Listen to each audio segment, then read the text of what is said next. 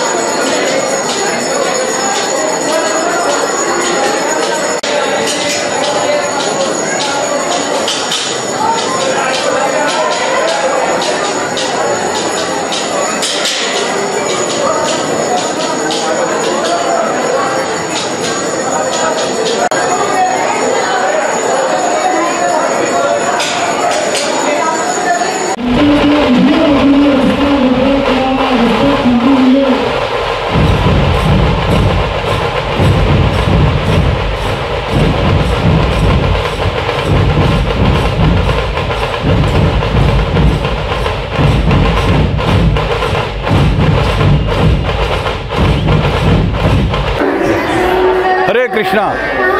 AC भक्ती वेदांत स्वामी श्रील प्रभुपाद यांनी स्थापन केलेल्या आंतरराष्ट्रीय कृष्ण भावनामृत संघ इस्कॉन पुणे NBCC मध्ये आपल्या सर्वांचं सहर्ष स्वागत आहे। श्रीकृष्ण जन्माष्टमी निमित्त श्रीकृष्ण जन्माष्टमीच्या महामहोत्सवाच्या निमित्त आज आणि उद्या आणि परवा असा 3 दिवसाचा भव्य असा श्रीकृष्ण जन्मोत्सवाचा सोहळ्याचा आपण कार्यक्रम या इथे ठेवलेला आहे। या 3 दिवसाच्या भरगच्च कार्यक्रमामध्ये सकाळी दररोज 4:30 वाजता मंगल आरतीला सुरुवात होईल। 7:30 वाजता शृंगार दर्शन होईल। 8 वाजल्यापासून साधारण 10 वाजेपर्यंत कृष्ण कथेचं आयोजन केलं गेलेलं आहे। दोन्ही दिवस 24 तास भाविकांसाठी मंदिर खुलं राहणार आहे। 15 आणि 16 तारीख म्हणजे आज आणि उद्या दररोज संध्याकाळी 4 वाजल्यापासून ते रात्री 10 वाजेपर्यंत असे 2 दिवस पुण्यामधील सुमारे 800 कलाकार गायन, वादन, नृत्य, नाटिका असे विविध दर्शनाचे कार्यक्रम आपण इथे साजरे करणार आहोत। या कार्यक्रमाच्या आयोजनासाठी मंदिर समितीनं जवळजवळ 2 लाख भाविकांचा महाप्रसादाचं आयोजन इथं केलेलं आहे। तर विविध स्टॉल आहेत ज्यामध्ये गीतेवरती माहिती, लहान मुलांसाठी संस्कार आणि त्याचबरोबर मंदिरातल्या उपक्रमाविषयी भाविकांना इथे माहिती मिळणार आहे। रविवारी इस्कॉनचे संस्थापक आचार्य एसी भक्ती वेदांत स्वामी श्रील प्रभुपाद यांच्या आविर्भाव दिनानिमित्त जन्मदिनानिमित्त मंदिरामध्ये कार्यक्रम, अभिषेक वगैरे त्यांना ठेवलेला आहे। हा कार्यक्रम सकाळी 8 वाजल्यापासून 1 वाजेपर्यंत होईल। तरी पुणेकर भाविकांना नम्र आव्हान आणि निवेदन आहे की आपण जास्तीत जास्त संख्येनं या भव्य अशा महोत्सवामध्ये आपण सामील व्हावं।